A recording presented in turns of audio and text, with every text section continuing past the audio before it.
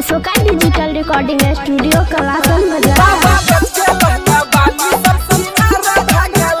छौरी छही के हसीना तोहर डबल छौ मसीना बोलना कौन छौरा कल को तोर जवानी सर्विसिंग बोलना कौन छौरा कल को तोर जवानी सर्विसिंग तोहर चाले देखी के छौरा सब में मार भागल बाबा बच के लहला बाली सब छिनार भागल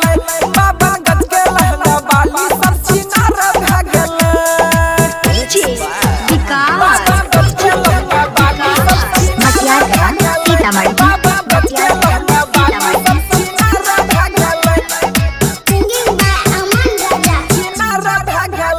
छौरी पिन्हे जे अंगा घर में लगबै छै छोरा भोरे पढ़े जाबा जाय छै छौरा ले लागे छै पन्ना चाले पक्के तना पीरा रे हो गेलै बाबा गज के लहला बाली सब छिनारा हो गेलै बाबा गज के लहला बाली सब छिनारा हो गेलै Ashoka digital recording studio Kalasan बाजार।